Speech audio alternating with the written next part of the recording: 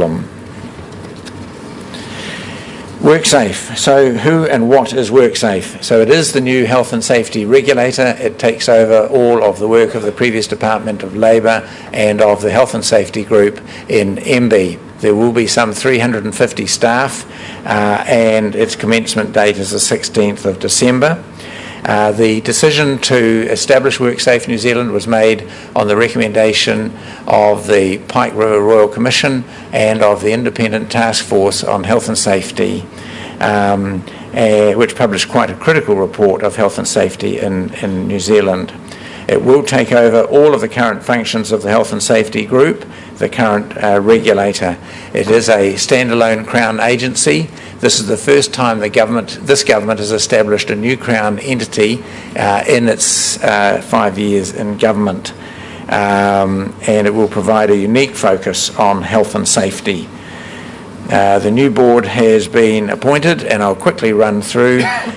Paula Rose was the National Safety Manager for Road Safety and Deputy Chair of the Independent Task Force. Don Stock has a business background. He was Chief Executive of Naylor Love. He's worked in Asia and the US.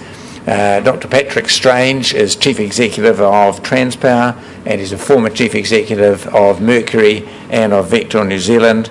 Ross Wilson, former President of the CTU and is a lawyer specialising in employment and health and safety law. Kerry Prendergast is Chair of the Environmental Protection Agency and a former Mayor of Wellington. And Chris Ellis is a former Chief Executive of the Brightwater Group, has a long history of working in construction with Fletchers, and was, importantly, the founding chair of the Business Leaders Health and Safety Forum, which I think is an excellent forum, and for chief executives who don't belong, it's really worthwhile considering. I've spoken at their meetings, and I love their passion for the work they're doing in health and safety. We're also fortunate presently to have Geoffrey Podger as our acting chief executive. He started mid-September and he'll finish at the end of March. Geoffrey has just recently retired as the chief executive of the English Health and Safety Executive and has been providing us with excellent advice. I'm also pleased to announce, and the announcement was made earlier this week, that Gordon MacDonald, who is acting Deputy Chief Executive of the Health and Safety Executive in England and is an inspector himself, will be our new Chief Executive. He commences mid-March. He's also been head of the major hazards facilities. He's done all of the work that you might expect. He's the inspector's inspector, and we look forward to welcoming him in due course. I've mentioned the 75 deaths a year that we have related to injury. I've mentioned the 600 to 900 deaths from occupational health. The 170 deaths from mesothelioma, or from asbestos-related diseases, including mesothelioma, and we certainly have to do something to make the system work. We estimate that health and safety costs, as a result of poor performance in our system, cost us $3.5 billion a year. And so we want to set some priorities and get things moving. Our targets. The first is that we will target businesses at the risk of acute, chronic and catastrophic harm, and I want to emphasise that our interest is one of proportionality. We're not interested in small businesses where there is no risk, but we are interested in major businesses where there is major risk. So that will be our focus. Secondly, we will build and have built high-quality working relationships with industry and with our workers. We've been meeting with Business New Zealand, the Council of Trade Unions. Both of them have been to our board. We've been working with the Business Leaders Health and Safety Group. They've been to our board, and I've been to them. And we're working very closely with ACC, and the cross-appointment between the two boards that I have will enable good communication at board level and thence to management. One example is the ACC and WorkSafe New Zealand are preparing a joint injury prevention action plan. We hope that that will be released early next year, and that will work to reduce the number of injuries, or at least provide steps where we can promote injury reduction. Thirdly, we will continue to focus on the Canterbury rebuild, on construction, occupational health and high risk populations. We will support business through education and information, and I do want to emphasise that as a regulator we see our first role is on education to support and providing guidance and help for industry and business, not just to take the regulatory function. So firstly education, culture change, and that's why we're here today, all of us, to make a difference. And finally, we will continue to recruit and train our inspectors. We have 121 inspectors at the moment. 30 of those are new, and we'll build to 200. It's a huge task, and I'm very grateful to our chief inspectors and our training staff for the work that they are doing to build the inspectorate of the future. I just want to give a little bit of background about this document because it's very important. This is the government's package that they have released in regard to the future. So the Working Safer Blueprint is available on the MB website. This talks about their reforms. It signals a substantial change of approach. And I want to take a few minutes to talk about what Minister Simon Bridges calls the most significant reform of New Zealand's workplace health and safety system. And WorkSafe will play a lead role in delivering on it. The new law, there will be either this week or next week, I understand, introduced into the House, the new Health and Safety Reform Bill. That will be referred, I understand, to the Transport and Industrial Relations Select Committee and will be open for submissions until sometime late next year. It will be reintroduced into the House on the program in September and will become law on the 1st of April 15. Now, I want to emphasise those dates are the indicative dates, and of course it will depend on government's program, but we will have around April next year, in 2015, the new Health and Safety at Work Bill Act to replace the Health and Safety and Employment Act 1992. It will address current problems, which are that duty holders are unclear as to how to comply. Directors can avoid their involvement in health and safety. Compliance and enforcement tools are not flexible enough, and the penalties are not clear, and the courts apply them quite at low levels, about 12% of the maximum that can be done. We will be supporting the overhaul of the law with new regulations and new ACOPs and guidance. There are some 40 pieces of guidance that are already on our priority list, including, of course, in regard to the management of asbestosis. The legal framework around work participation will be very different from what there is at the moment, and I want to talk about this briefly so that you know what's coming. The task force found that the participation of New Zealand workers in the involvement of health and safety was weak. And in some cases virtually absent, and our legislation was far less rigorous than that overseas. In the new legislation, there will be a general duty for all business owners and managers to consult and involve workers. Greater powers and functions for site health and safety representatives, who, by the way, need not be union members. It's not about growing the union membership. It is about ensuring that the workers' perspectives are understood by those who employ them. There will be stronger protections for workers who raise health and safety concerns, and there will be more guidance for firms of all sizes and types on how to involve workers. Our aim is to ensure that workers are involved in and understand the risks that they have, and have a means to be able to discuss with their employer how to keep them safe so that they go home safe and well at the end of the day. There is more funding. Our funding is increasing from $53 million a year to $80 million a year. We have the funds to do the work that we require and to employ the additional inspectors that are needed. There will be a stronger focus on high-risk areas. MB has already established a high hazards unit run by Brett Murray, and I'm very confident of the work that they're doing in running national programs on forestry, agriculture, construction and manufacturing. We're increasing our focus on major hazard facilities which have the potential for catastrophic one-off events. There is no specific regulations in regard to these facilities that store and process large quantities of dangerous substances, and we think there's some 60 of these around New Zealand. Will be better coordination, and although it's not so much of an interest here, we are working very closely with CAA, Aviation. We're working with Maritime New Zealand and the transport agencies to get stronger cross-government linkages, including, of course, with ACC. As well as incentive for employers, WorkSafe New Zealand will have new powers to punish those that do flout the law.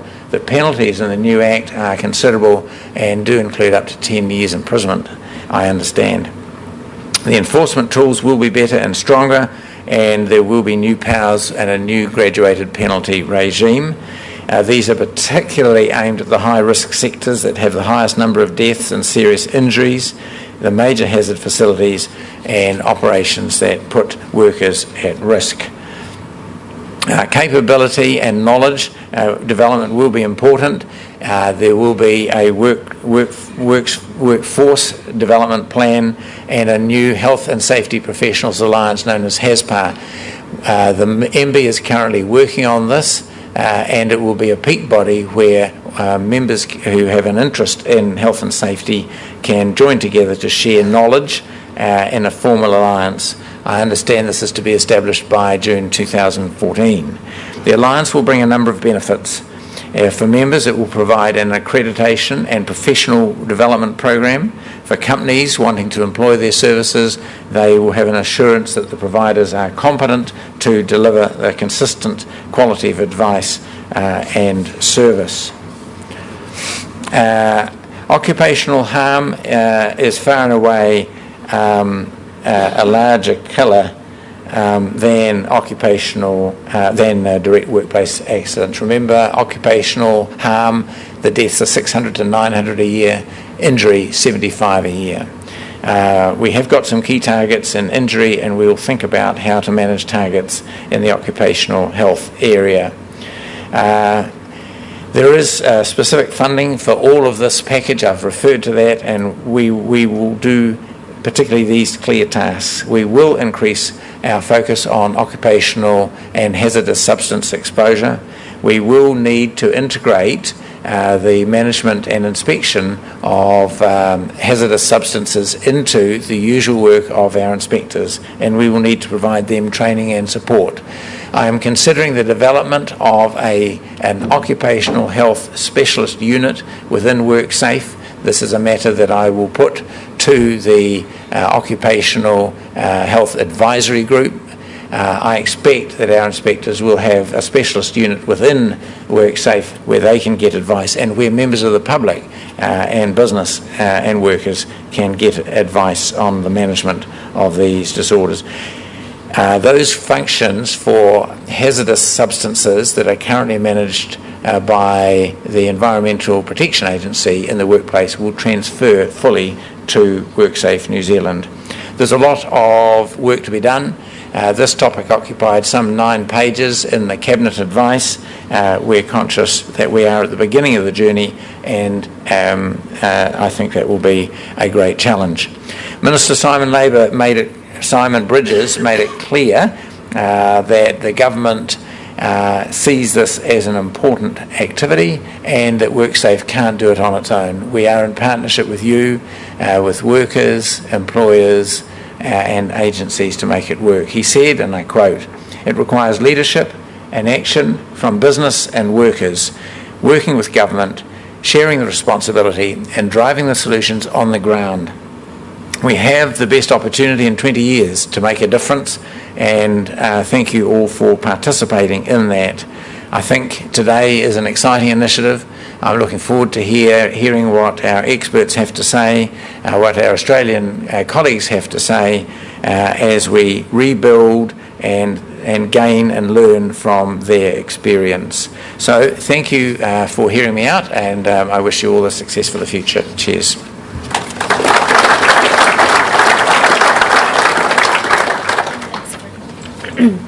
Thank you very much. Well, I'm absolutely delighted to introduce Professor Nico van Zandwich, who is the Director of the Asbestos Diseases Research Institute and Professor at Sydney University. ADRI was opened in January 2009 by the Honorary Kevin Rudd at the time. Prior to this, Nico chaired the Department of Thoracic Oncology at the Netherlands Cancer Institute in Amsterdam and has authored more than 250 publications.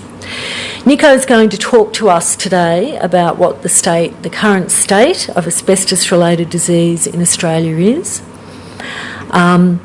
the asbestos exposures following 9/11 and the Japan tsunami, outcomes of New South Wales interviews about home renovation, the Australian Mesothelioma Registry, and trends and insights into exposure levels. And I'd like us to welcome Nico from Sydney.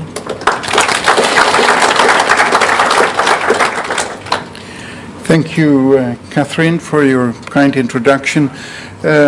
Would also like to thank the organisers for having me here. Yesterday I had the opportunity to make a tour through the affected suburbs, and I'm really very much impressed by the unprecedented size of the repair and the demolition, and I think the challenge for the New Zealanders is enormous, and I think therefore I'm very happy to contribute to this conference, which may probably guide you also in the near future. As Catherine told you, I will give you a broad picture about asbestos and disease, and especially in the Australian context. We all probably know that asbestos is a natural substance. It is a mineral that can be found in several places in the world. It is mined very intensively in the previous century, and basically it had such a remarkable properties. It is heat and electrical resistant. It is resistant to chemicals, and it is also strong. And before that, because of that reasons, it also became so popular in the building industry. And here you see asbestos fibers in lung tissue. And basically, what is the mechanism of disease is that those fibers, they are inhaled, they stay in the lung tissue, and they cause impressive chronic inflammation around those fibers. And that continuing inflammation is the problem. And that eventually, after many years, causes cancer. And in earlier time frame, the process is causing fibrotic changes, inflammatory changes in the lung. Now, there are three main types of asbestos: white, brown, and blue, and they are all carcinogenic. They are all able to elicit cancer, but it is true that white asbestos, the potency of white asbestos is somewhat less than blue asbestos when it concerns mesothelioma, but there is recent evidence that chrysotile, the white asbestos, is very hazardous when we're looking at lung cancer. I will come back to that issue. Now, what is the history? In the 40s of the previous century, there were the first report of a new disease affecting the pleura, that is the surface of the lung, and eventually at the end of the 50s, in the beginning of the 60s, that was coined as malignant mesothelioma. Mesothelium is the surface of the lung, and this was a cancer of the surface of the lung. And that was found in South Africa, and you probably know that there was extensive asbestos mining in South Africa, and around those mines, among those who worked in the mines, this disease was identified. And very shortly thereafter, UK epidemiologists, they also found that lung cancer was clearly associated with asbestos exposure. Now, these are the asbestos-related diseases. I mentioned already asbestosis, that is inflammation of the lung, general inflammation, causing stiffness of the organ, difficulty of breathing, and eventually that may also cause death. Asbestosis is directly related to huge amounts of inhalation of asbestos, and currently we don't see asbestosis not so frequently anymore. So it was in the previous century the occupational situation, asbestos exposure in the mines and in the factories where asbestosis was quite prominent. Also, pleural plaques. These are thickenings of the pleural surface, and pleural effusion were seen, and they are all the consequence of that chronic inflammatory process of the asbestos that has traveled through the lung and eventually reaching the surface of the lung. Lung cancer. Now, lung cancer is a difficult story because we all know the ill effects of smoking, but and that evidence is becoming clearer and clearer. Asbestos is very potent in eliciting lung cancer, but the type of lung cancer elicited by smoking or asbestos, they cannot be distinguished. So there is a major definition problem there, which lung cancer is associated with asbestos exposure and which one is associated with smoking. And to make it a little bit more complicated, if you were exposed to asbestos and you were at the same time smoking, then the risk is multiplicated. So you have a very significant risk to have a lung cancer if you were in contact with asbestos and also a smoker. Lung cancer, the estimation, and that is not quite an educated guess, it is the result of epidemiological assessments. For we think that for every mesothelioma case there are 2 lung cancer cases. Then there is also an association, and that is accepted by the WHO, that there is an association between laryngeal cancer, that is the area of the voice box, which has become cancerous, and asbestos exposure. But you will probably know that that type of cancer is also very much associated with smoking and also with alcohol intake. So it is even more difficult to discern those cases of laryngeal cancer that have been associated with asbestos exposure. Cancer of the ovary is also epidemiologically associated with asbestos exposure, but the facts are, although accepted by the WHO, are not convincing for everyone. So in Australia, if you count all the cancer cases, then there are more than 2,000 cases every year, and that is significant. And important is to realize that mesothelioma is almost uniquely associated with asbestos exposure. There are almost no other reasons to get that disease. There's only patients who have received intensive irradiation on the chest for Hodgkin disease or breast cancer, who after many years may develop mesothelioma. So we take mesothelioma as a surrogate for asbestos exposure, and that asbestos exposure was maybe 20 to 70 years earlier. We have recently seen cases where the first exposure was 70 years beforehand. Now, this is an interesting slide, and I'll have to explain you that slide, which is from an epidemiological point very important. What those investigators did was taken the total consumption of asbestos in a country during a certain period. And they divided that total amount of, and these were tons of asbestos, divided by the number of the inhabitants, by the population. And then they looked at the number of mesothelioma cases during that same period, and then you see that there is a clear relation between the amount of exposure in kilograms of asbestos per head of the population and mesothelioma. This study didn't check occupation, but it was just a picture of the whole population, and you see how impressive that relation is, and you see in the top Australia with very high exposure levels and also high mesothelioma incidence. This is a worldwide picture.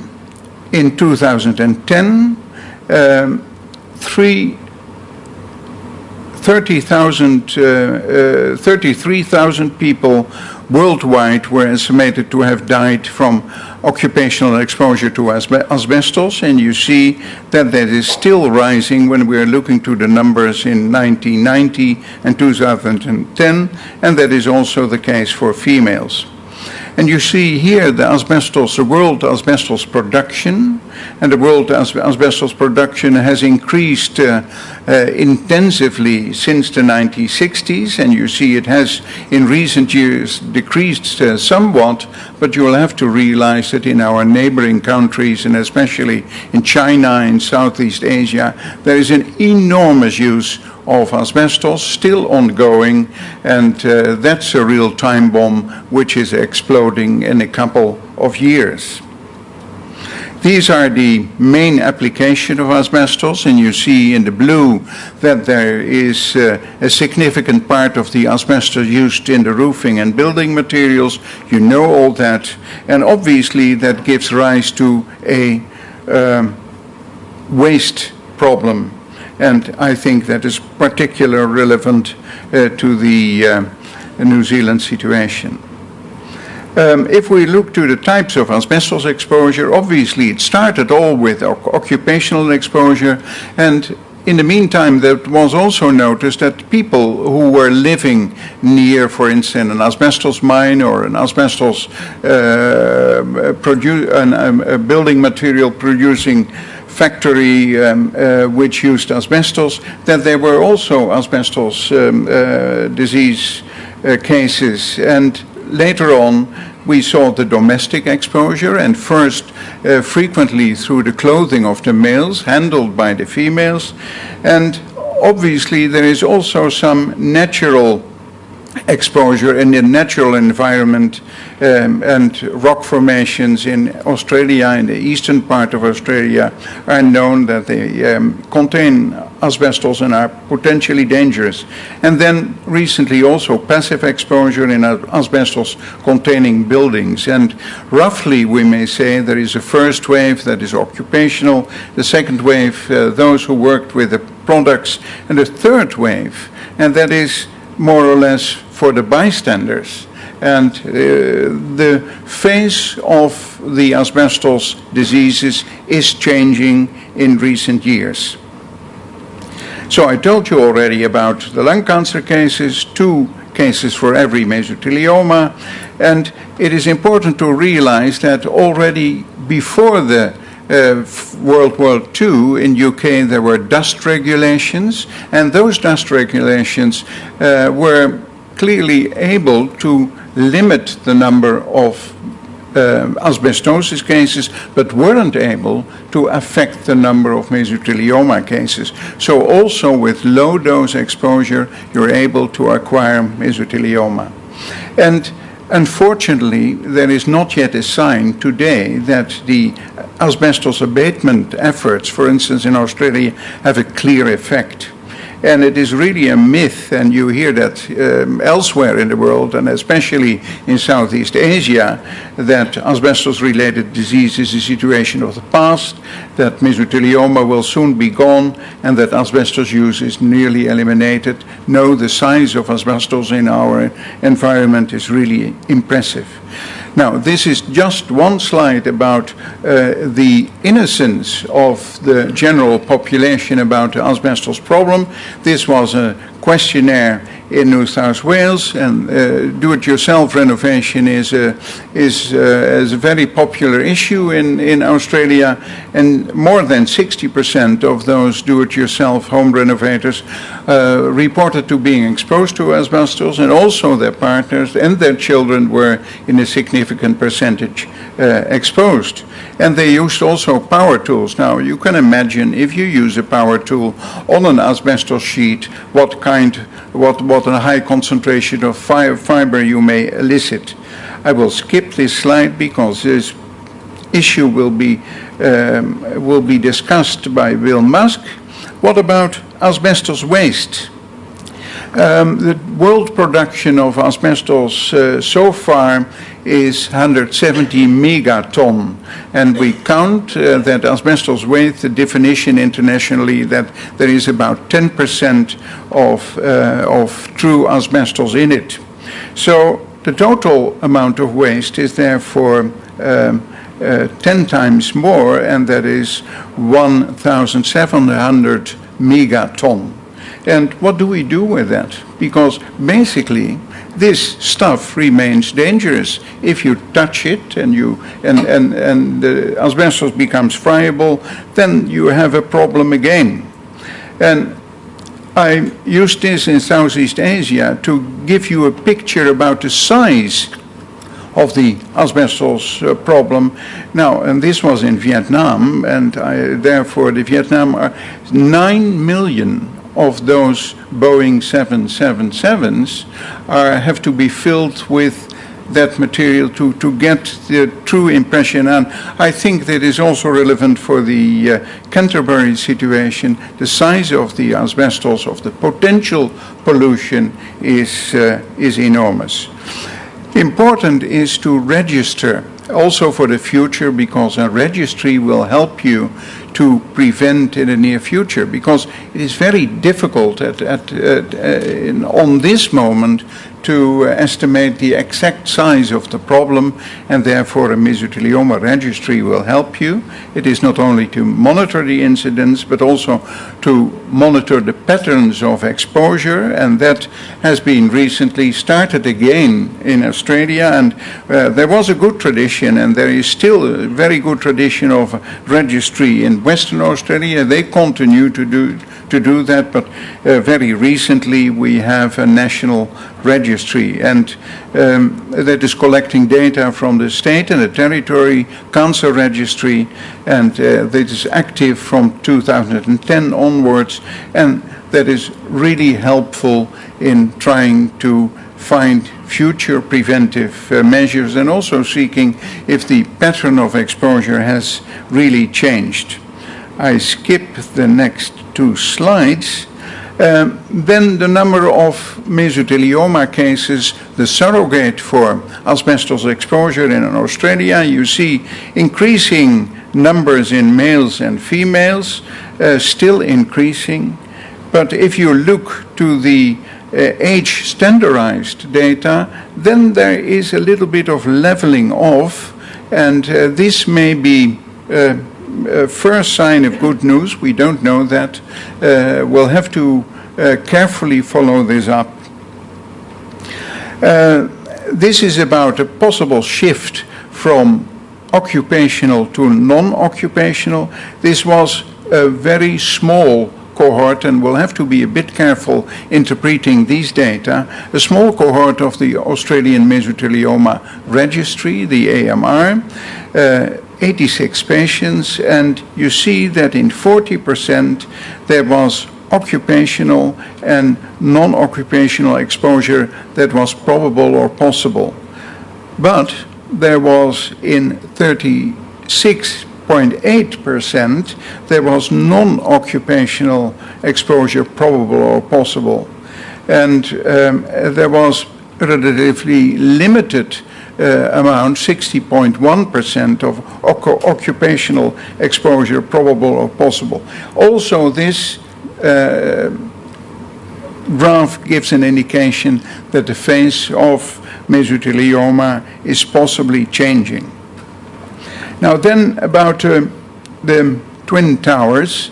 The Twin Towers had a skeleton of of metal, and all that metal was insulated with chrysotile spray. And that was a significant amount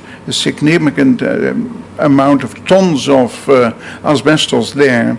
And immediately after that, there was a dark cloud of tremendous amount of dust and also combustion, and that has been analyzed in detail, and there was a significant percentage of asbestos fibers there.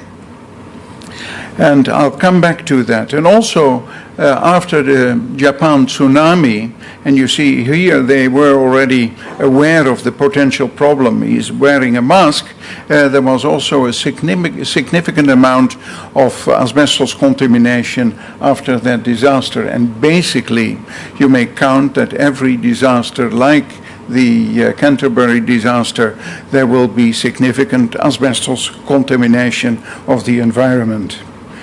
And you wonder what is in that pile before the church. And now, hopefully, we are able to efficiently remediate that problem. One slide about respiratory symptoms and the Twin Towers. 90% of the firefighters working at the site in the first 48 hours complained about a very nasty acute cough. And that cough lasted about 4 weeks. And a significant percentage, up to 40% of them, had bronchial hyperreactivity. That means an asthmatic-like reaction after being exposed to that intensive dust inhalation. And now, several years after that, there is a constant and significant decline of their pulmonary function, and that amounts up to half a liter, which is quite significant. And 60% of the rescuers they experience real pulmonary disease, low respiratory symptoms. And if you look to the percentages, how they fared in time between 2005, when they were interviewed, and 2010, you see that during that time period, there is a significant increase. And there, in the US, there is a significant fear that, this is 10 years of inflammation now, and we haven't reached the time yet that we see malignancy, because that is frequently after 20 years. So there is a big fear that several of those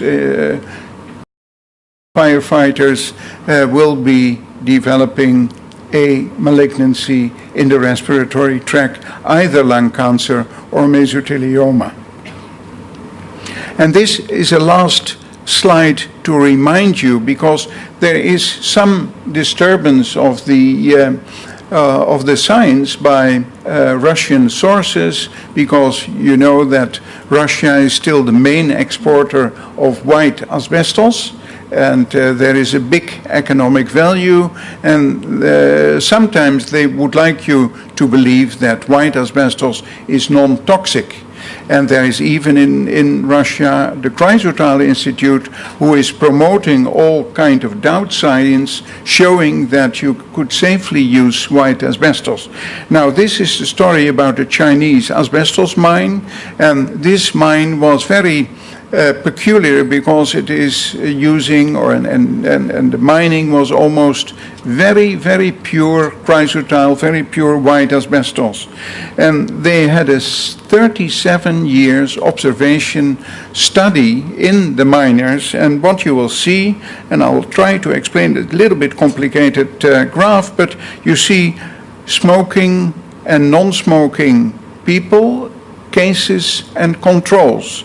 And what you see in those who are exposed to asbestos, there is a significant and really an impressive increase in the lung cancer cases. And if you were a non-smoker and you were highly exposed, and you go just at the bottom of the graph, the high levels, you see that the risk in the non-smoking population is about as high as the heavy smokers. So this is a very clear message. Don't mess with white asbestos. I told you from fiber in relation to disease, it is dependent on the fibers inhaled. They will stay in the lung, and they will, for a majority, give rise to inflammation, and the inflammation causes the genomic changes that cause the cancer, and mesothelioma and lung cancer are two of the important results. And the latency period can be very long. In Australia, currently the latency period is estimated around 40 years. So my summary is, the intensive use of asbestos in the industrialized world in the previous century has been followed by very serious health problems: asbestosis, malignant mesothelioma, and lung cancer. And these problems are especially prominent in Australia, one of the countries with the highest asbestos consumption in the past. Disasters in the urban environment were associated with high risk of asbestos exposure. Research into prevention, diagnosis, and treatment is needed to alleviate the current silent epidemic, because that is a characteristic. It is a silent epidemic of asbestos-related disease, and awareness of the dangers of asbestos will obviously translate into prevention of future disease. Thank you very much.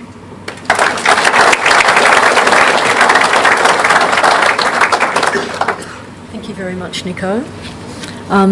Nico will be available towards the end of the day when we have a forum as well. I think the message about chrysotile asbestos is a very important one, because certainly there's even some views here, I think, that it's not as dangerous as blue. Anyway, our next speaker is Professor Bill Musk, who has come to us all the way from Western Australia. It's 5 hours difference between here and WA, so we're very, very happy to have him here. Bill has been a respiratory physician since 1978 and a clinical professor of medicine at the University of Western Australia since 1992. He's got a background in clinical and occupational respiratory medicine, epidemiology and public health. He's co-authored over 290 peer-reviewed articles and numerous reviews. He's worked very hard and tirelessly in the prevention of lung disease and cancer, and his work resulted in the establishment of the Asbestos Review Program. In 1992, Dr. Musk was awarded the Member of the Order of Australia for services to medicine in the area of asbestos-related diseases and smoking control. Bill's going to talk to us today about the incidence of malignant mesothelioma after exposure to asbestos during home maintenance and changes in the type of asbestos exposure. Thank you.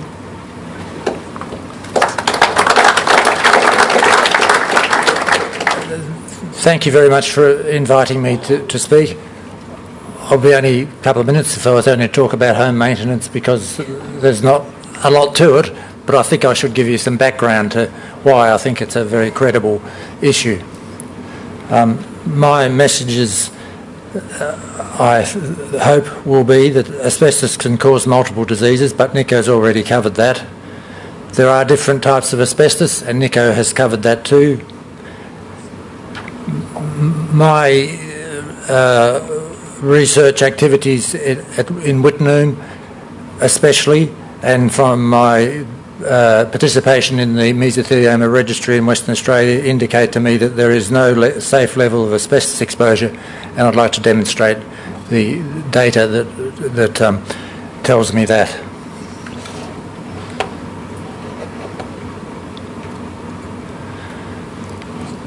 So as Nico said, asbestos can cause multiple diseases.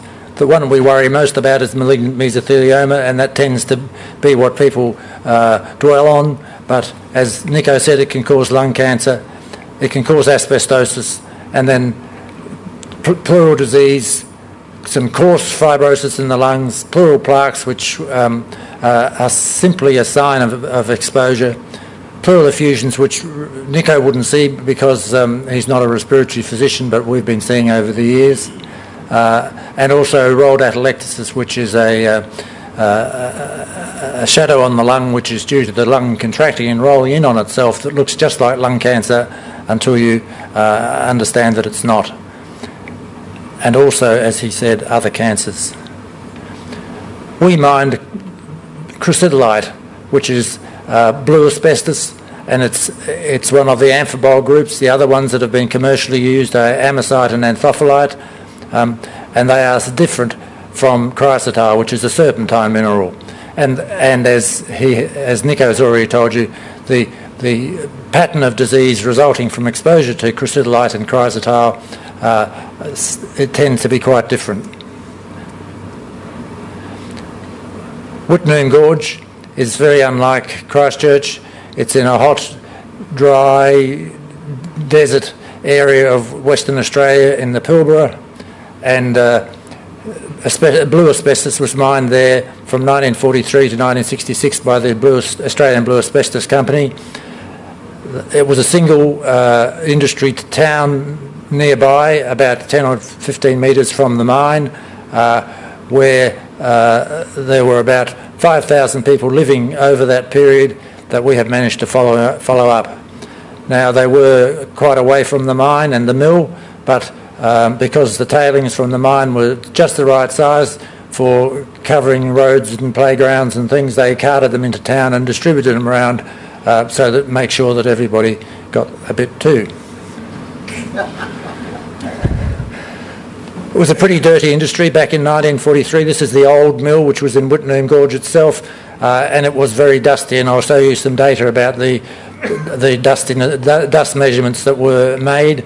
Never done very well, but it was 1943.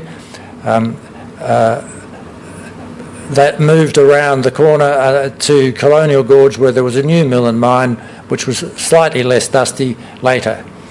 The asbestos lay in bands in the side of the gorges of the Hamersley Ranges, and the mining process was to drill in where there's a band there, and I believe there's another band there.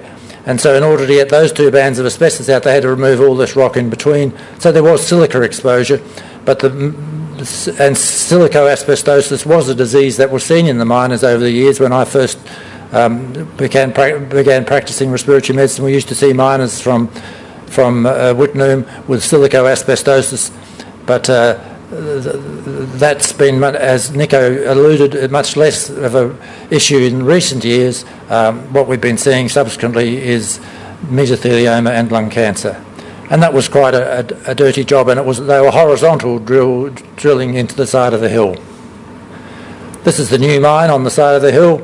The mine was in there, the milling process came down the hill, gravity fed, and the tailings were spread all the way along the gorge to allow access, and when they'd filled that up, they just took it further and further into town.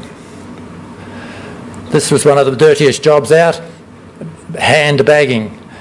The extracted asbestos, and asbestos extraction, as you probably know, is pretty easy. Just smash the rock up, put it on a shaker, make sure it's dry, and thereby is a problem because dust is generated from dry ore. Put it on a shaker, then vacuum it off the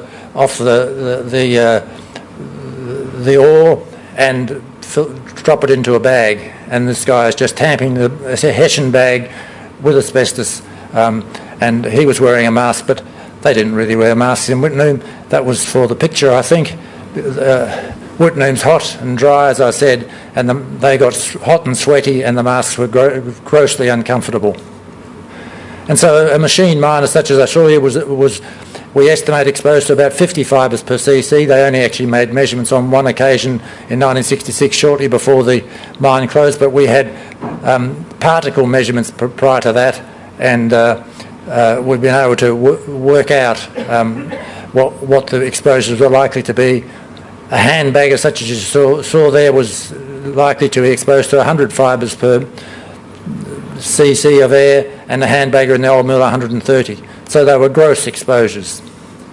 And they put them in Hessian bags. Hessian bags had been banned in the UK because they're not very strong, and they're porous and unsuitable for carrying asbestos in, but they were used because they were cheap, and then once they'd reached their destination in Perth, they were emptied out and recycled, and we've described cases of asbestos-related disease in farmers who got their superphosphate in the Hessian bags and shook the bags out when they were emptying the super out and managed to get asbestos that way. This shows you Australia's importation and production of asbestos over the years, and you can see up to the 80s was increasing in amount. The red is Wittenoom's contribution to that production. It stopped in 1966, but Barraba, Woods Reef produced white asbestos in increasing amounts up to the 80s and virtually ceased pretty soon after that. We followed up the workers and the residents. We've got two cohorts of people that we've been following up through every available record possible. We estimated the standardised mortality ratio, which I'm sure you'll be all familiar with. This is comparing deaths from all causes or any particular cause in the people you're interested in with the general population of the area that represents them. So for us it was the general population of Western Australia. The two ways of estimating it are, one is that the expected number of deaths are calculated from the total population when I've got to get this right. One assumes that all those that haven't been found are still alive, and so the expected number of deaths will be greater, and that provides with a lower estimate of lower estimate than if the expected numbers of deaths are calculated from just cutting off follow-up when you last know of the whereabouts of the person you're interested in. And so the truth lies between these two estimates, and overall all causes of death in the 6,000 people who worked at Wittenoom were somewhere between 1.1 and 1.9, but certainly more than the general population. And if we look at the causes of that, you can, in the Wittenoom workers, you can see that up to 2006, 281 had died of lung cancer and 232 had died from mesothelioma. So this is not quite as Nico pointed out. It's almost a one-to-one mesothelioma lung cancer ratio, and that's, I believe, because we mine blue asbestos, which is much more potent cause of mesothelioma than other forms of asbestos. And we calculate the two estimates of standardised mortality ratio, and you can see for lung cancer it's significantly elevated whichever way you work it out. The numbers for mesothelioma approach infinity because the background rate of mesothelioma is so low, it's 1 or 2 per million, and we saw 230 cases in 6,000 people, so it's a very high level. We did see upper aerodigestive, so that's upper esophageal cancers and laryngeal cancers to be probably increased, as Nico suggested. We also saw a lot of pneumoconiosis, so that's asbestosis for this purpose, and we're seeing many less of those. We saw more alcohol-related diseases. Now, if you're a West Australian, you know that the northwest attracts people who tend to be a bit itinerant and drink and smoke heavily, and that may be contributing to the lung cancer rate, but also to alcoholism and alcohol-related disorders. Oops. They were generally fit people, and so circulatory deaths were lower than expected in this group.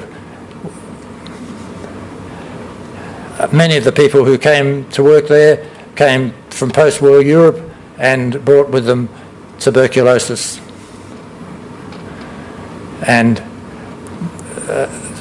the sort of person that goes north does tend to be more likely to have mental disorders and, as I said, alcoholism.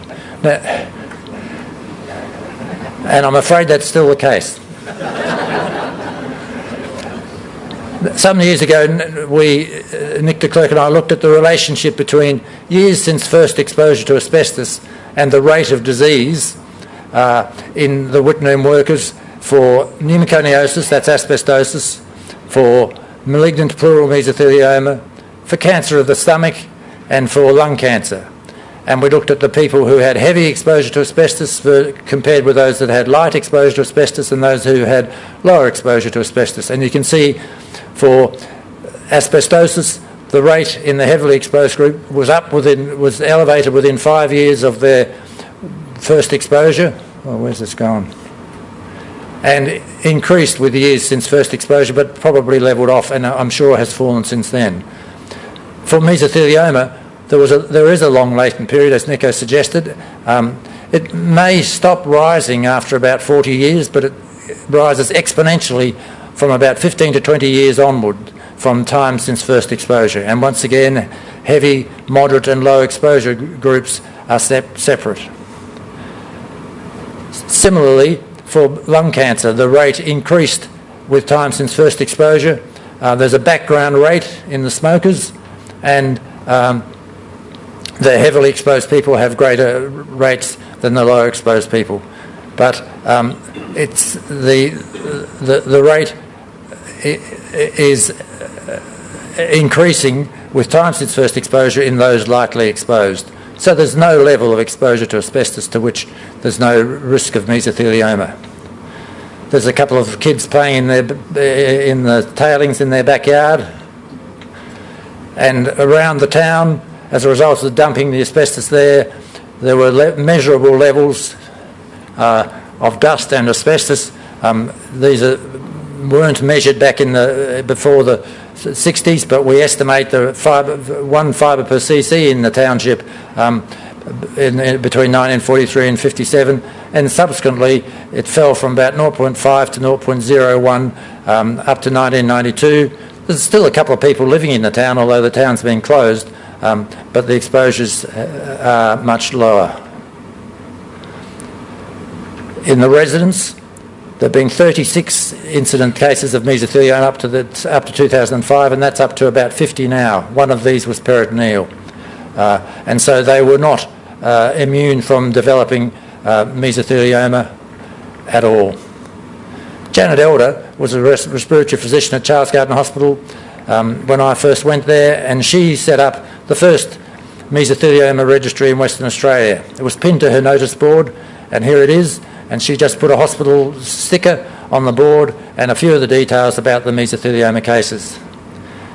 The registry itself, the registry committee first met in 1978, transferred to the cancer registry in 1986, and I've been chairing it ever since then, and we trace up every case of mesothelioma that comes to our notice, either through pathology reports or death records or hospital patients, inpatients. Reporting of cases, and I imagine it's the same here, has been mandatory in Western Australia since the 1980s. The registry committee consists of a clinician epidemiologist, so that's me, a research officer, that's Nola Olsen, who's responsible for producing the data I'm about to show you about the DIY, the cancer registrar, an epidemiologist, Nick de Klerk, who's been working with us for 30 years and produces all the statistics that I ever show anyone, a pathologist, Keith Shilkran, who's had a special interest in asbestos-related disease, and an occupational physician. We meet regularly, we review all the information that we can gather about every case that comes to our notice. We review case records, we interview families sometimes, but not often because it's not an easy thing to do. And we have the pathology reviewed, and we confirm, exclude, or leave them as suspected cases until further information comes through.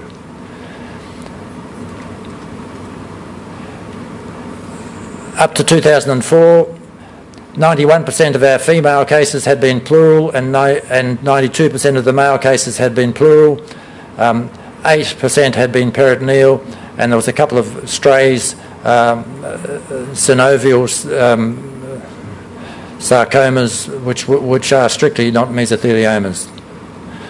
For men, the most common exposures were at Whitnum, as you might imagine, workers in the building industry, the railways, or the wharves, and some in the armed forces, especially the Navy. For women, Wittenoom residents were the most common, and a few women worked in the industry. 500 people worked for Australian Blue Asbestos Company. 11 of those have been found to have mesothelioma. But for the women, we first see the do-it-yourself handyman exposures as the only identifiable asbestos exposures. This shows for Western Australia the epidemic of mesothelioma up until a few years back. And you can see here's the Wittenoom cases along the bottom. Here's all the other jobs. The Wittenoom residents are in here, and the DIYs are in there too, and I'll show you them. So here's the first wave, as Nico suggested, the people in the production of asbestos as a percentage of all cases on our registry, not as the absolute number of cases, but as a percentage of all cases, the first wave has been going down. But the second wave, the people using it in industry, has been going up, so that overall it looks fairly steady. And then the third wave is in the bottom in blue, and you can see these are the people, the do-it-yourself people, whose mesothelioma cases appear to be increasing. So 55 males and 51 females with mesothelioma, where the only exposure that we could identify after as thorough examination as possible, and if we don't think we've got enough information, we leave them doubtful exposure. So 86 cases exposed during home maintenance. And this is the sort of thing that you might imagine, and you can imagine this sort of thing as well as I can. Some of you probably better. But this is transient exposure, usually doing jobs around the house. And we've got a lot of asbestos around West Australian houses because it was so cheap and so easy to get to the outback areas. In males, you can see the DIY cases account for 8.5% of the total, and here they are. That line there comes to that line there. So you can see they're increasing. In females, because we're looking at the number of cases, it's been going up for the DIY cases. If we look at the percentage or the number of cases, here's the number of cases. Sorry, here's the number of cases and here's the percentages, and you can see in women the percentage of mesothelioma cases where DIY exposure has been considered the responsible exposure has increased. Because we've got complete coverage. We've just treated you to an earthquake. Yes, we've just had a little tremor. Oh. No visit to Christchurch is included. I'm surprised you're all still here. We've used the registry to look at survival, and if everybody's alive at the beginning, when the disease is first diagnosed or when they present, we lose them along the way until within 5 years there's no one still alive, or almost no one still alive, and as we've already heard, the 5-year survival hasn't improved. Depending on the sort of histology that is recognised, the people with sarcomatoid mesothelioma do much worse than those with epithelioid mesothelioma, and the others are in between.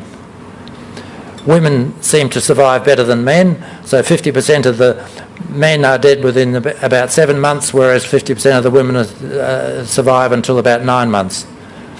Not fair. The people with peritoneal mesothelioma do worse than the people with pleural mesothelioma, and it doesn't matter which side your pleural mesothelioma is on.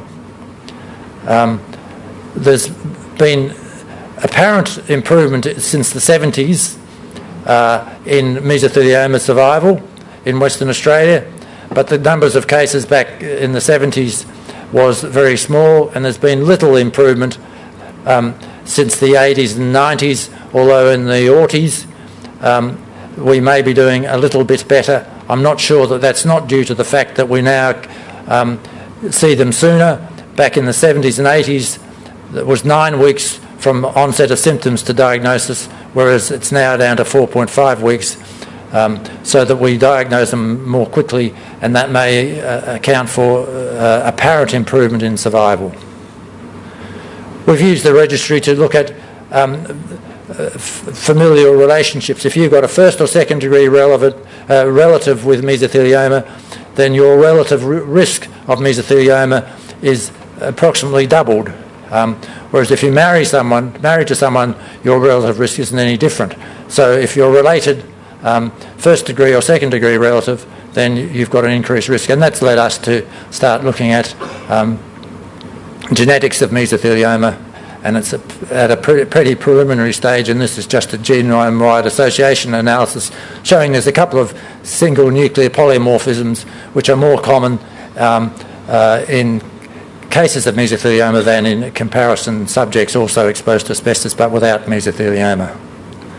So in summary, WA Mesothelioma Registry has complete ascertainment of every case that ever took place that ever occurred in the state. All cases have been investigated as I described.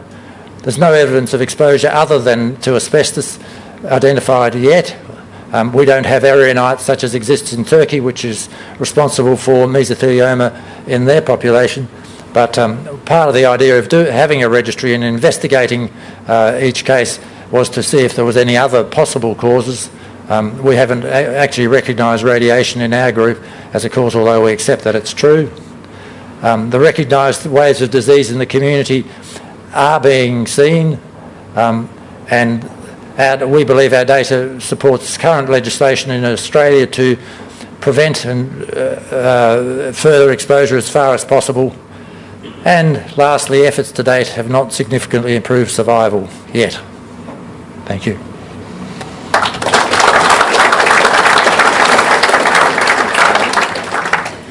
All right, well, we've got a couple of minutes before morning tea, so there is an opportunity if anybody wanted to ask a question of either Nico or Gregor or Bill.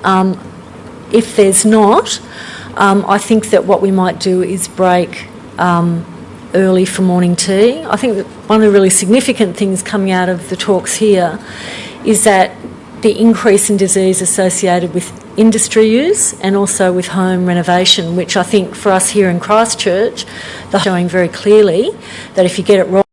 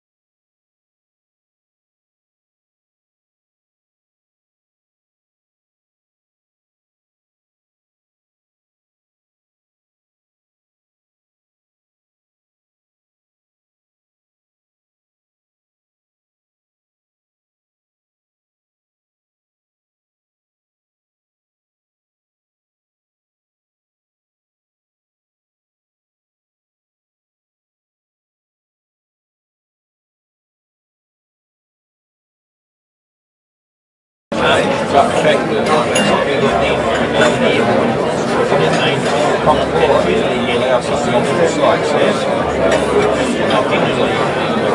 me to raise this issue for you? I'll raise it. Absolutely. Yes,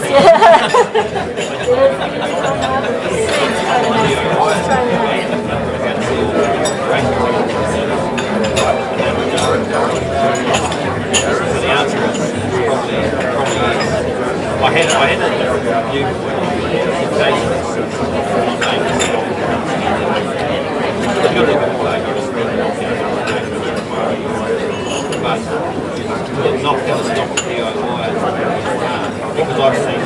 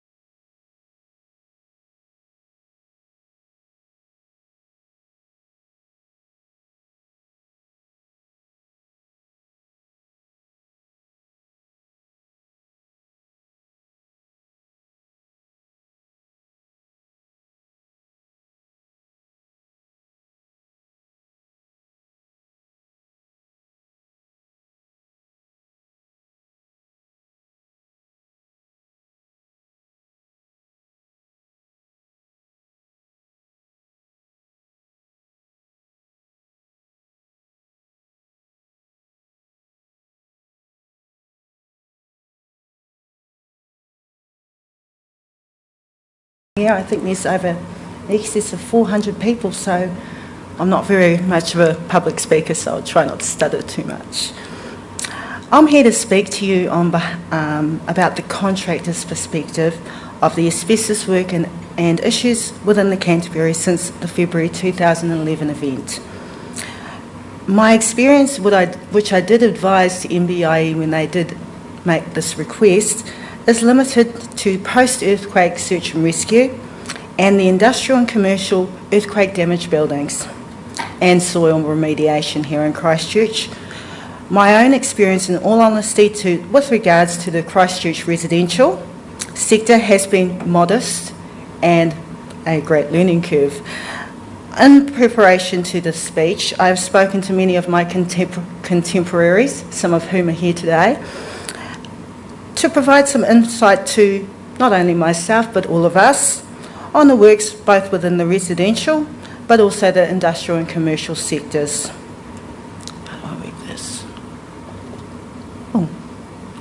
Oh, sorry about that. The association. The New Zealand Demolition and Asbestos Association started from humble beginnings. From an original 5 impassioned demolition contractors, some of whom also did asbestos removal work, the association has evolved to over 50 members nationwide, representing a wide range of sectors, from those actually removing asbestos to laboratories and consultants and surveyors. All of our members are dedicated professionals with a sincere interest in increasing the industry's practice and standards and professionalism. So we often look overseas, particularly to Australia, so it's great to see the Australian perspective here in terms of building our own practices up for our industries here, both in asbestos and demolition. Oh, God. Sorry. Is it going? Yes, it's going. It's going. It's just a bit slow on the transitions. I thought I'd sweeten it up a bit, but it's taking too long. The association has an established asbestos committee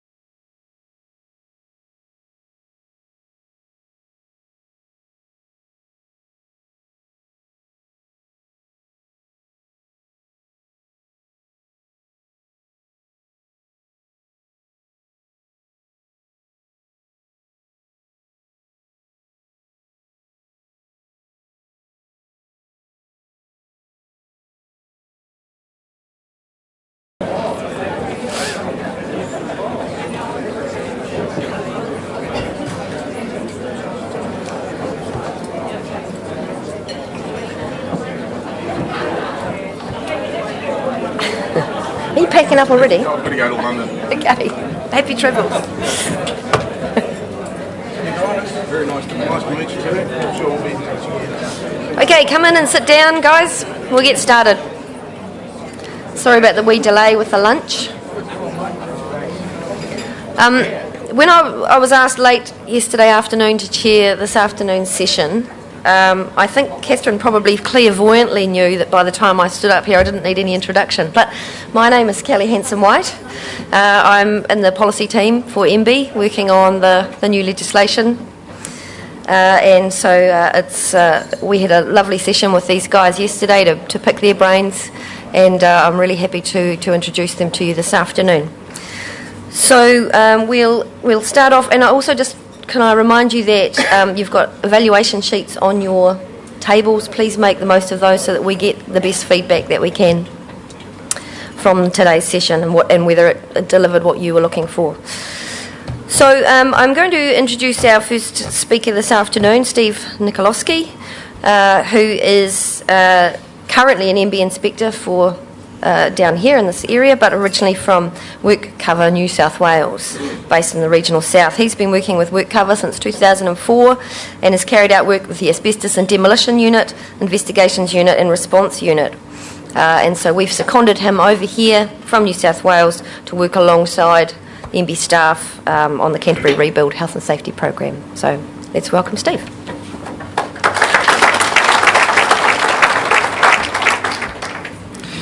Good afternoon, everybody. Thanks for the introduction. It's always difficult to go after so many professors, doctors, directors. I'm an inspector. First of all, I might thank the MBIE for having myself and my counterpart, Rod Dubois, over for the Canterbury Rebuild program.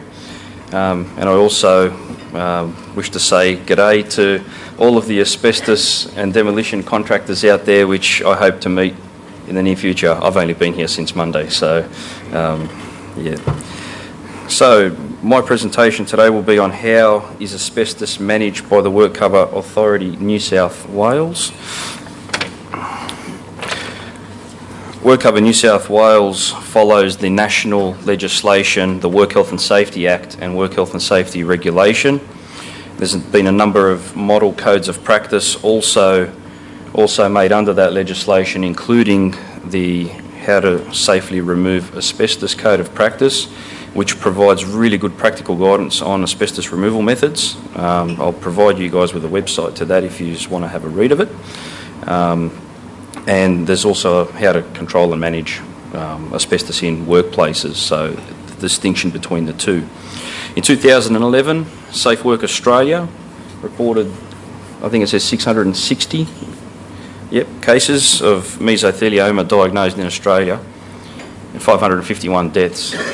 The Workers' Comp Dust Diseases Board, which falls under our whole division, recorded 201 asbestos-related deaths in New South Wales due to exposure to asbestos-related material. And I'm not even going to go into the delay or anything like that because it's been well covered by Nico and other professors. Just that past photo as well, I always cringe at photos like that. We've got all the PPE except no gloves. So always ensure you're wearing appropriate gloves when you're doing asbestos removal.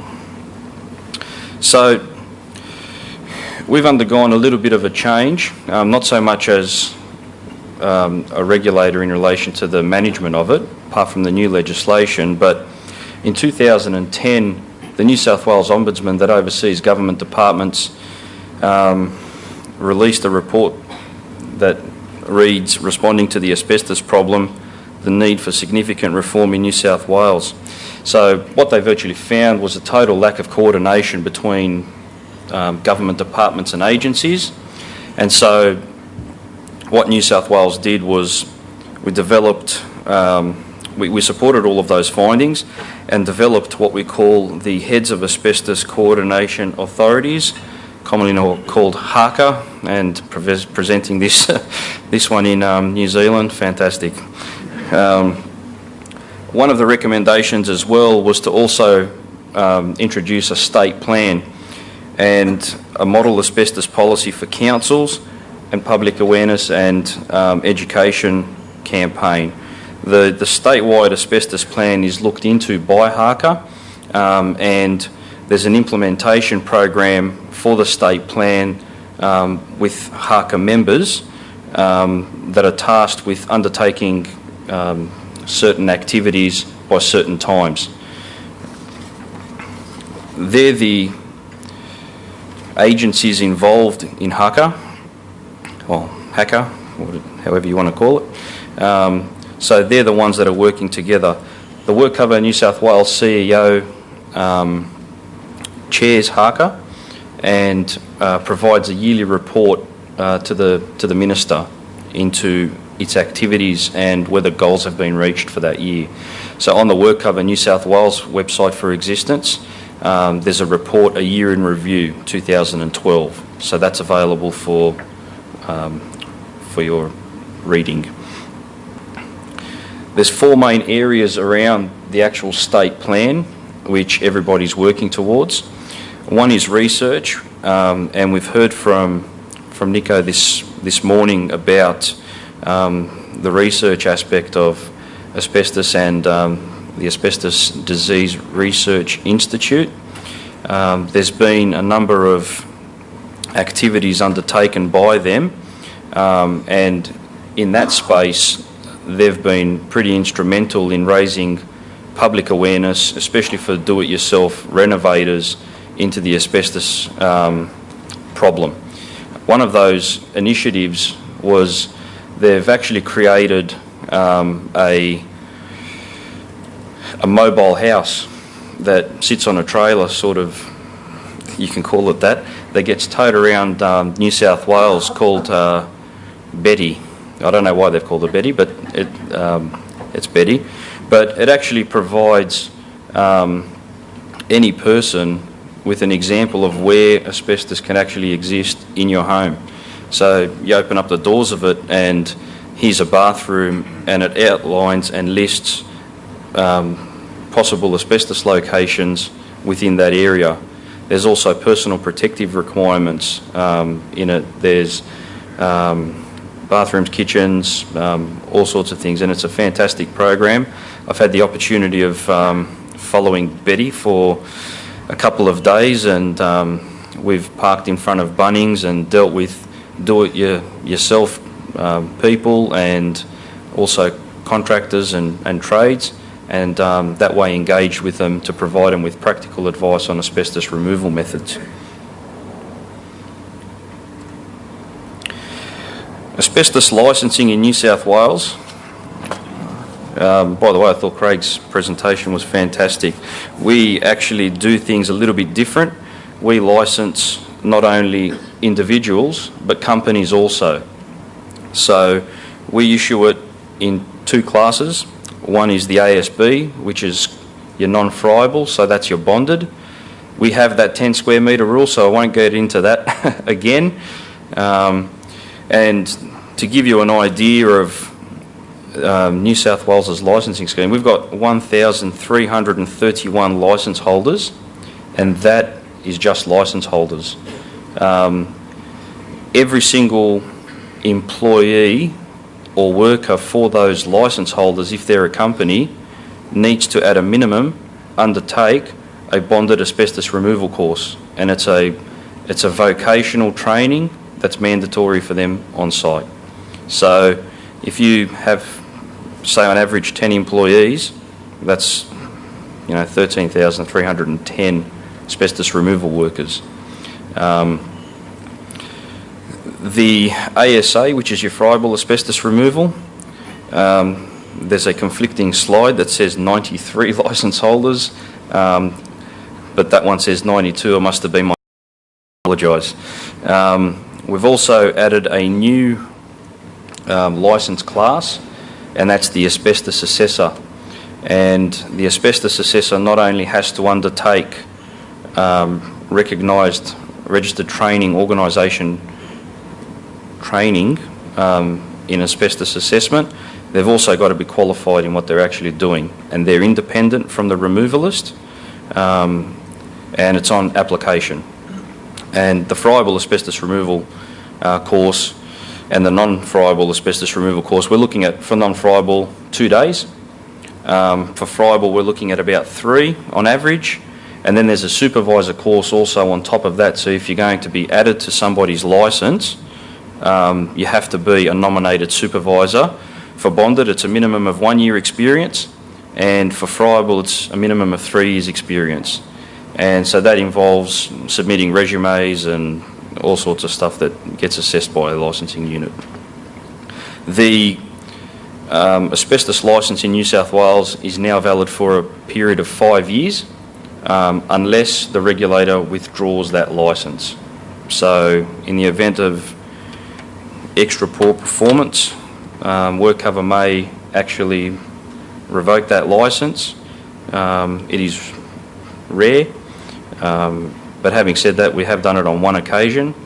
However, with our legislation, the regulator's decision is always reviewable, and therefore we can find ourselves before the Administrative Decisions Tribunal arguing our case as to why we need to remove that licence from the contract holder. There's new general requirements in the legislation. Previously this wasn't available, so we're now required to keep a register of all asbestos removal licences, a public register of the assessors, and they've got to be named to the regulator. So in the actual licence application, the supervisor needs to be named, and for any other supervisors that are going to be put on the licence, they need to submit that section of the notification in. And this is available on the website. I've done a hyperlink here, so I don't actually know whether it's going to go to it or not.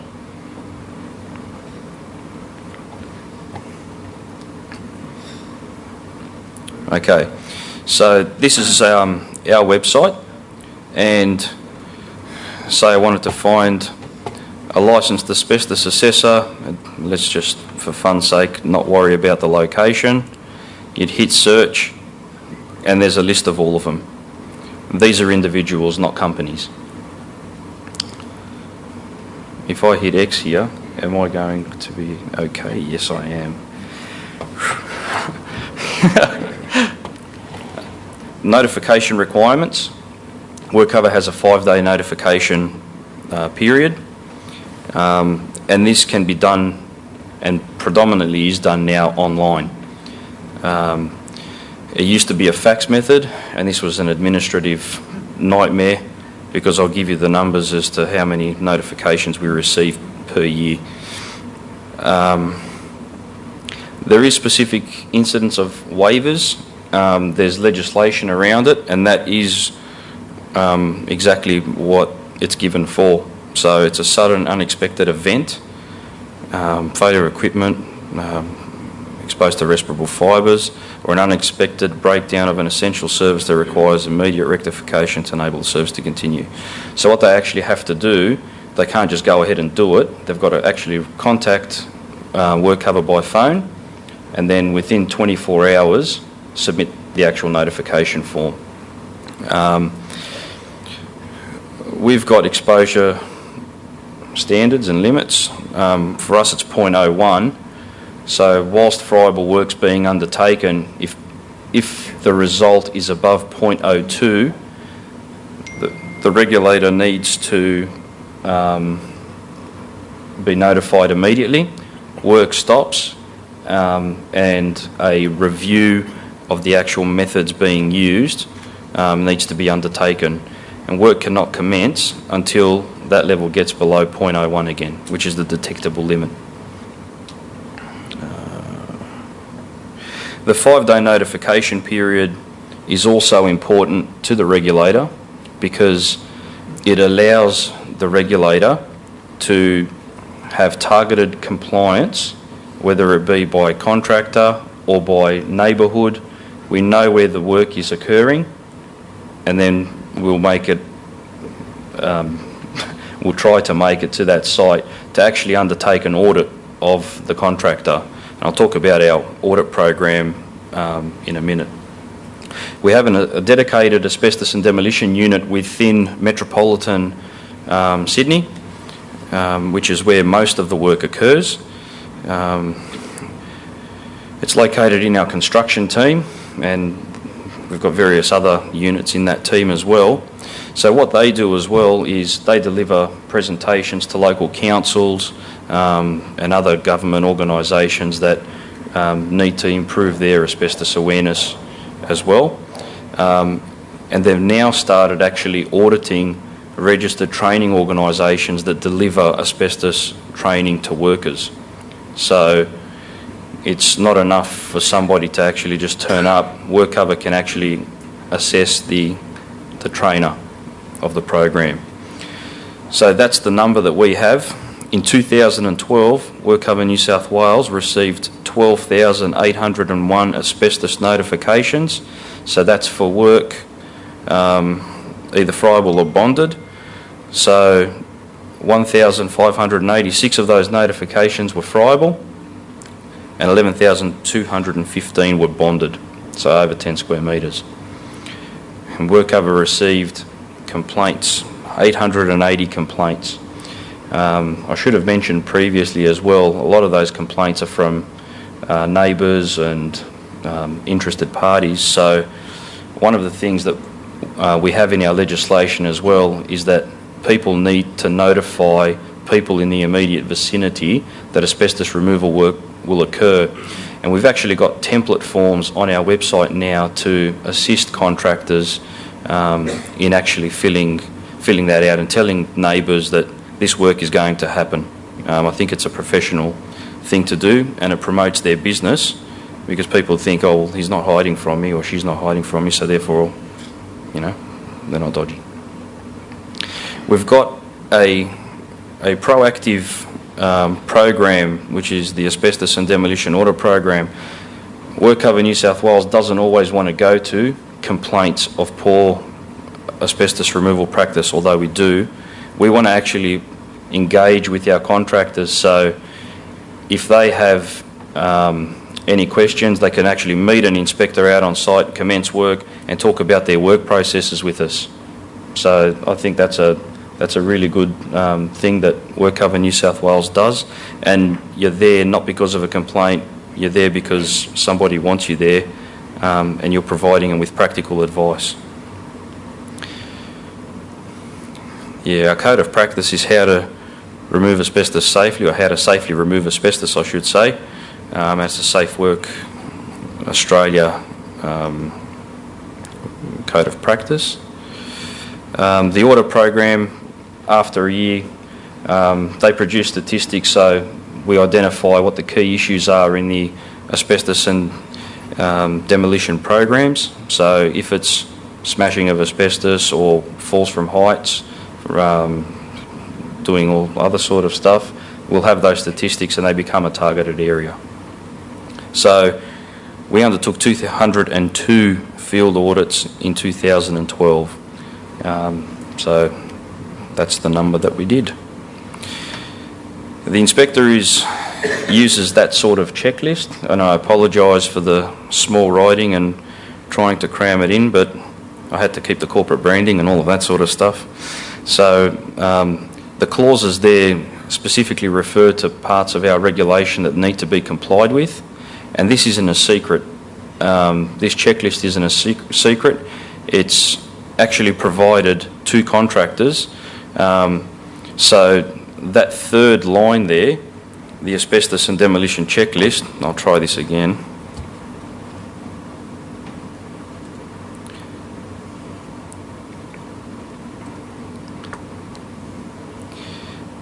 That's actually something that contractors have access to help them just think about what's on their site, whether it exists, and what control measures they actually need to put into place in relation to those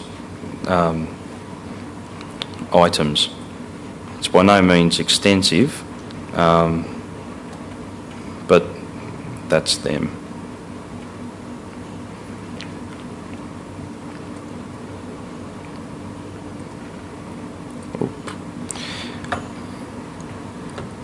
apart from this, I forgot to mention with regards to asbestos assessors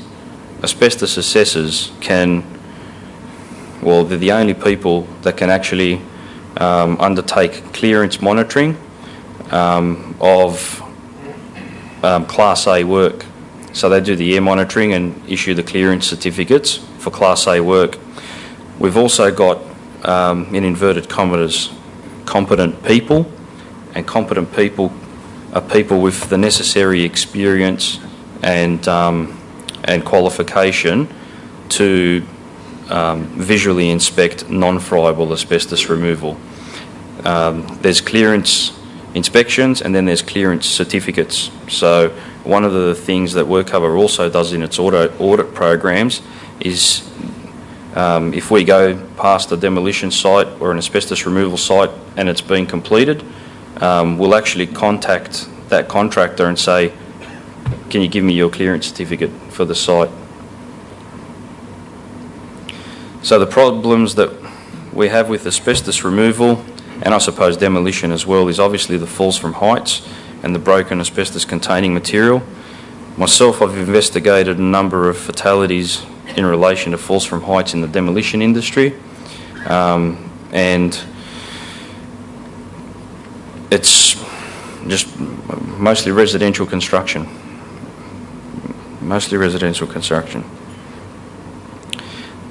This was not too long ago, as you can see by the date it was taken. That's my photo.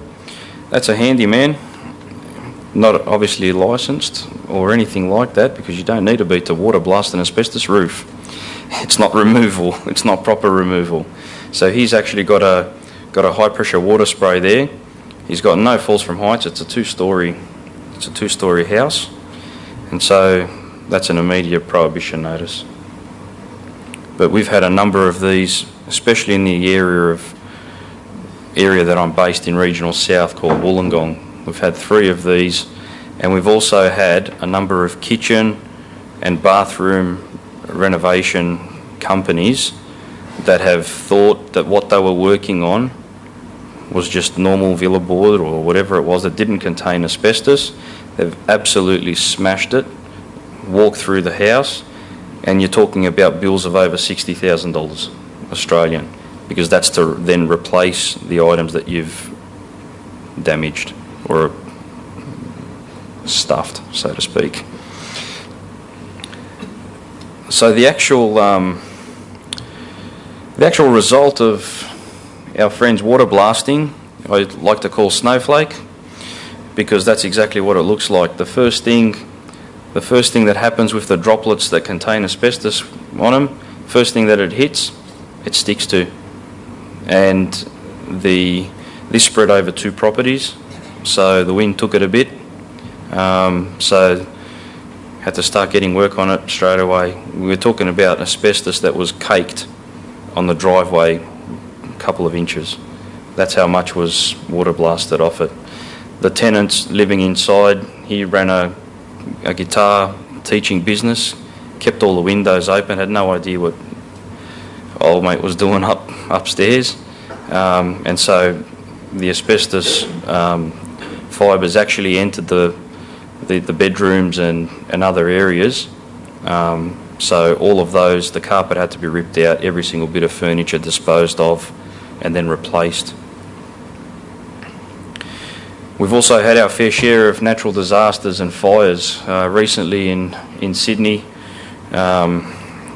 Sydney's northwest, there was approximately 481 properties damaged by fire. A lot of those contain asbestos. 175 of those have been assessed, and 67 of those contain friable. So there's going to be still a big body of work to do in relation to friable there, and that's not all of them assessed. So what WorkCover did, we actually met with other government departments in that area, and any contractor that wanted to actually speak to us about make safe or removal methods, they could. We were available at all times. One of the things that happened there was Public Works, which is a government decision, government department there, got funding by the government to spray PVA wood glue to make safe, and that was all tinted. That's a pretty dark screen.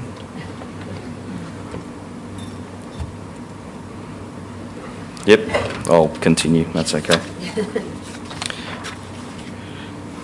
So now if asbestos removalists actually do come up to undertake any work on it, they know that at least the PVA wood glue has been applied by reputable contractors.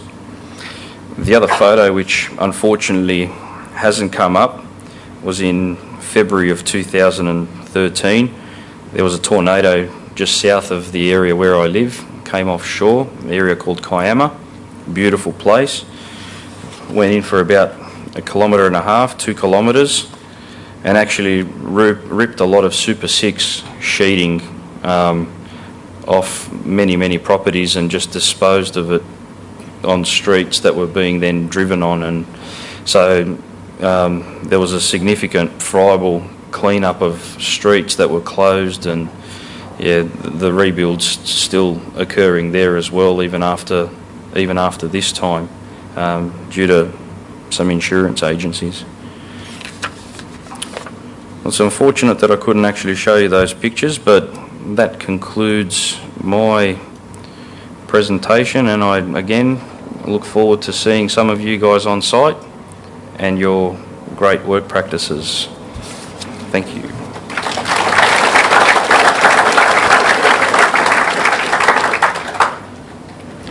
Thanks, Steve. We'll have a chance to have questions when both the Steves are finished. We thought we'd keep it simple for you. The next speaker is also named Steve Baltus from Victoria. So Steve's in a policy team in WorkSafe Victoria,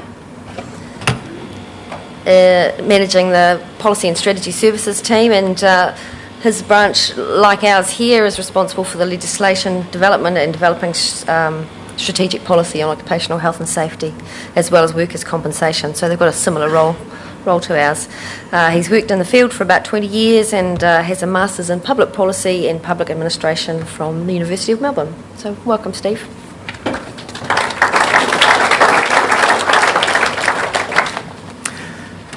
Okay. No signal. Living, sorry. I didn't touch it. You've sabotaged me, mate. Well, while that's someone is looking at that, look, I just want to say, for starters, thank you very much for inviting me to this forum. Thank you to the Ministry and to Catherine Healer and her team for taking me around yesterday to have a look at the extent of the damage in Christchurch and really putting a real perspective on the challenge that you face in this region over the next couple of years. It's also heartening to see how many of you have turned up for this forum. There was something like 400 people at the trade show this morning. I think that's really impressive and just goes to show people's commitment to understanding the seriousness of managing risks associated with asbestos.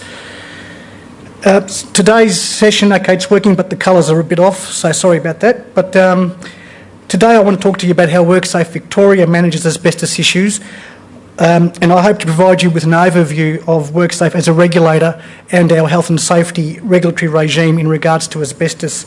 I will also outline the responsibilities for asbestos management across the state, how WorkSafe works with other agencies, including at a national level, and our priorities, our key challenges, initiatives and expected outcomes. So by the end of this session, I hope to have provided you with a snapshot of what WorkSafe is doing to address asbestos matters. WorkSafe is an independent statutory authority operating within the Victorian Government's frameworks. The organisation is primarily funded by insurance premiums paid by Victorian employers who are covered by the WorkSafe Injury Insurance Scheme.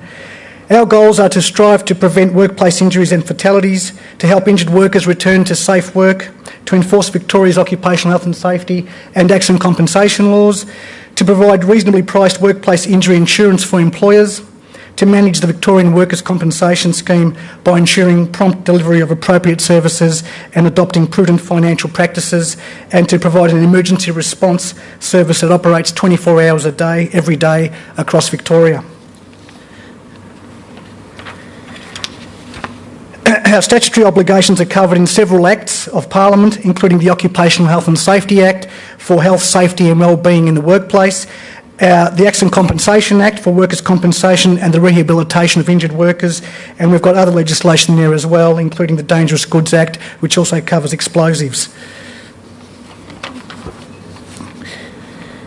In addition to the Acts, we operate under regulations which set out mandatory requirements under the Acts, including the Occupational Health and Safety regulations where the asbestos provisions are located. These regulations prescribe what an employer must do to comply with the principles set out in the various Acts and are the regulations that our inspectors enforce on a day-to-day basis. Further to this, we have compliance codes which provide practical guidance on to those duties, to those who have duties or obligations under the Occupational Health and Safety Act. They aim to provide easy to understand information on how to comply. WorkSafe has two compliance codes relating to asbestos, one on managing asbestos and one on removing asbestos. Just, I guess, a bit of a plug for Victoria. Based on injury and disease for every million hours worked, we can say we remain, and I'm looking at Steve here from New South Wales, and unfortunately our ACT colleague has had to leave. We remain the safest state in Australia in which to work in terms of the rate of serious injury and disease. In July 2012, we embarked on a new strategy, WorkSafe 2017. It sets year-on-year improvement targets across 4 key areas: safety, return to work, service and sustainability. In order to successfully implement WorkSafe 2017, we will deliver a range of new strategic initiatives to help us make greater progress towards our 5-year targets, which are up on the screen here. And to this end, in the last year, we undertook 42,000 annual workplace visits, we issued 17,000 notices, and we spent 83,000 hours visiting workplaces. Under Victorian law, asbestos is defined as any material or object, whether natural or manufactured, that contains one or more of the mineral silicates, white, brown and blue asbestos. The use of all forms of asbestos has been banned in Australia since the end of 2003. This means that the import, manufacture, supply, sale and use or reuse of asbestos and asbestos-containing products is no longer permitted.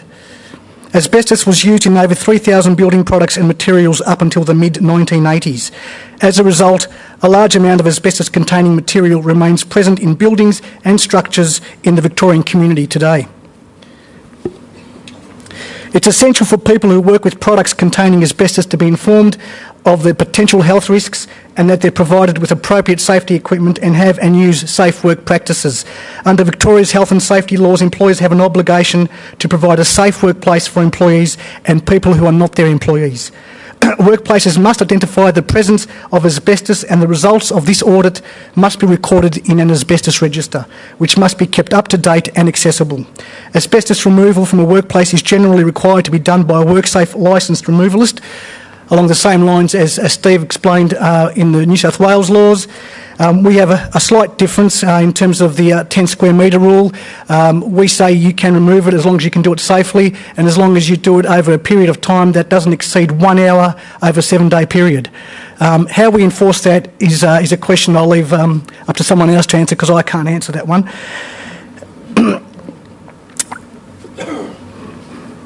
Asbestos removal takes place all over the state. We receive approximately 8,000 notifications about asbestos every year. Just a bit of a snapshot of asbestos activity in the last year. We undertook 1,500 visits this year. Asbestos was the 5th highest hit rate on WorkSafe's website. Our advisory service takes over 200 calls per month on asbestos, 45% from domestic residents and 55% relating to workplaces. There are more than 180 licensed asbestos removalists. An asbestos stakeholder reference group has been established to improve communication about workplace-related asbestos risks and to provide feedback to government on its role in regulating the management of asbestos. And we've had 6 prosecutions relating to asbestos so far this year. The highest penalty so far has been $25,000 for this year. This slide here was to explain to you how our licensing system works, but because it's It's almost identical to New South Wales. I'll skip this, and I've already spoken about the 10 square metre difference. Some basic statistics. The following information from a Cancer Council Victoria report released about a month ago summarises the incidence and mortality rates of mesothelioma in Victoria between 1982 and 2012. The age standardised incidence rates of meso in Victoria in 2012 were 2.2 new diagnoses per 100,000 men and 0.4 new diagnoses per 100,000 women. Of the 146 people diagnosed with meso in 2012, approximately 85% were male. Of these, almost 40% of men diagnosed in 2012 were aged over 80 years. There were no diagnoses in that year amongst Victorians aged under 50 years for men or 55 years for women. These graphs depict trends by age group and gender. There were 138 deaths from meso in Victoria in 2012, 116 men and 22 women. Looking now at the responsibilities for asbestos management, a range of government organisations and local governments are responsible for the regulation of asbestos in Victoria under work health and safety, public health, environment protection, planning and emergency response legislation. WorkSafe is one of several agencies in Victoria that provides information on asbestos. The others are Department of Health, the Environment Protection Authority and local government. I've already spoken about WorkSafe's regulatory responsibility for asbestos in the workplace. The EPA has regulatory responsibilities under its legislation for environmental matters, including commercial transport of asbestos waste and waste management and disposal facilities. The Department of Environment and Primary Industries reviews the Victorian Government's waste policy and provides an overarching policy framework for the EPA. The Department of Health has an advisory role in relation to the public health aspects of asbestos, and when required, it provides advice and information to state agencies and local government and advice to the public on public health risks associated with asbestos. Local government has powers under various pieces of law, Public Health and Wellbeing Act, Building Act, Environment Protection Act, in relation to public health and wellbeing. Environmental health officers investigate complaints under nuisance provisions, for example, the spread of dust or fragments potentially containing asbestos by individuals undertaking home renovations. And the fire services have responsibility for dealing with emergency asbestos incidents, such as fires at residential and work premises.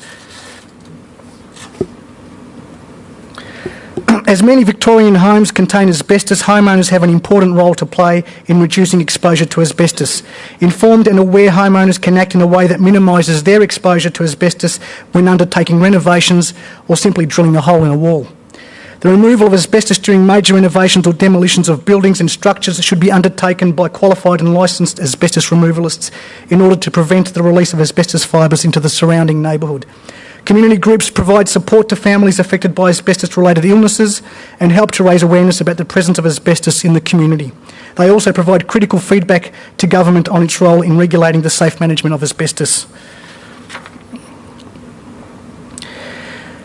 Victorian government agencies and departments and local councils have been working effectively to improve the management, monitoring and response to asbestos issues in Victoria by working better together and taking a more coordinated approach to the prevention of exposure to asbestos in accordance with their powers and responsibilities.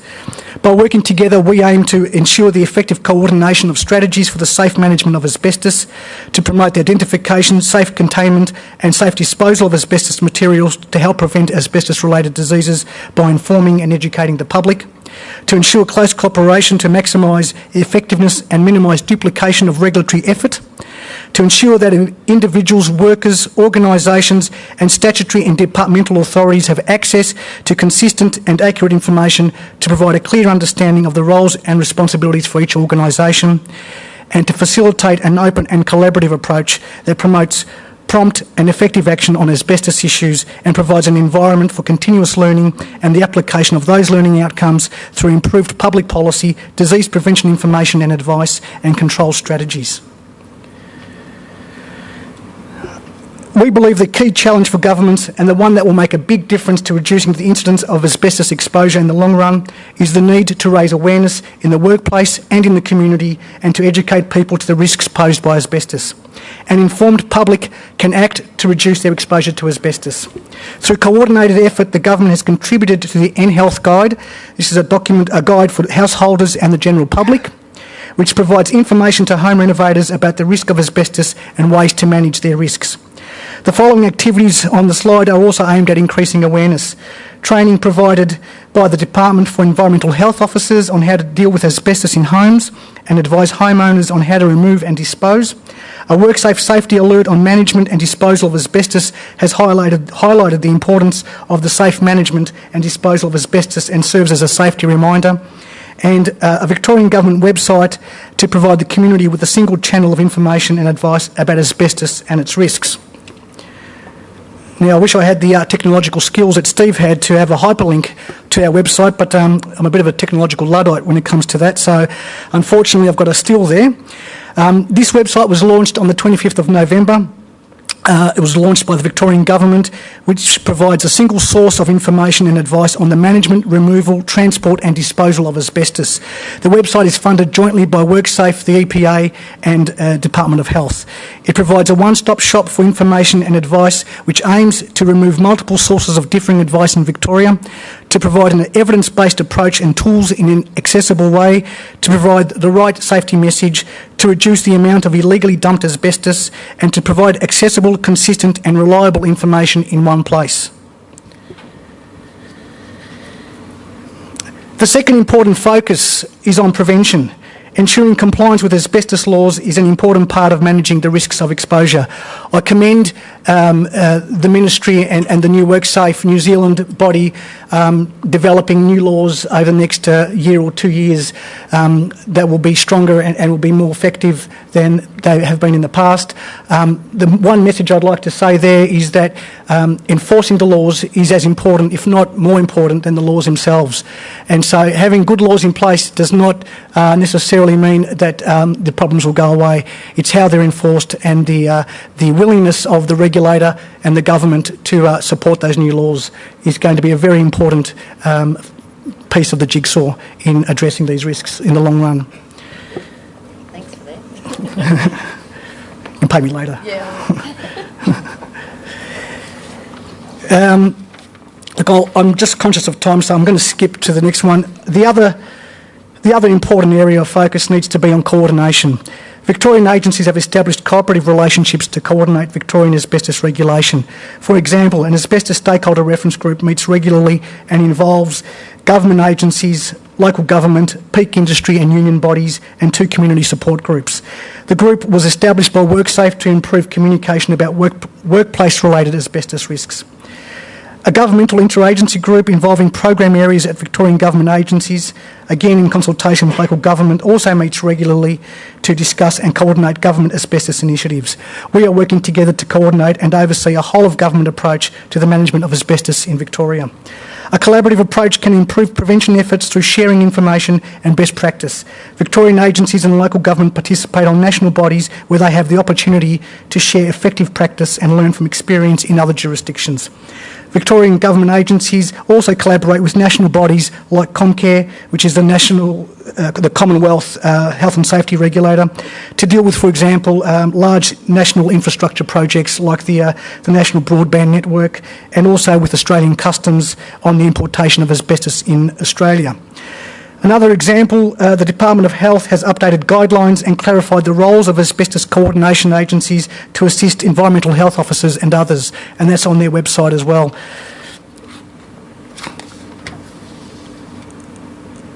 So, we're not having questions now, but that's my last slide.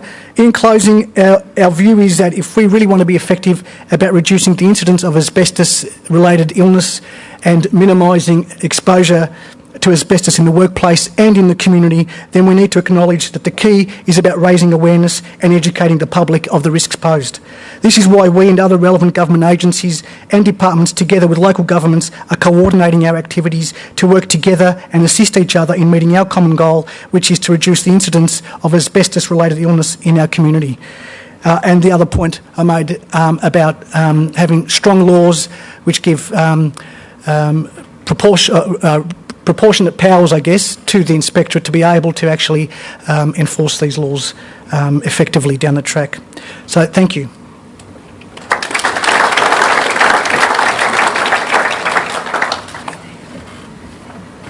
Thank you for that. I mean, one of the great things from my perspective with Victoria is that there are a lot of real similarities as far as government agencies and shared responsibility. They've even got the same names in most of the cases, which leads me to one of my personal hobby horses, which is for us to brand WorkSafe. We should be saying WorkSafe New Zealand every time we say that, because in a digital age, it's quite easy to find yourself online and following WorkSafe, which could be Victoria, Northern Territory, etc., etc. So, but it's really great to see. I'm pleased now to introduce Professor Tim Driscoll from Sydney University to speak. He's an associate professor in the Sydney School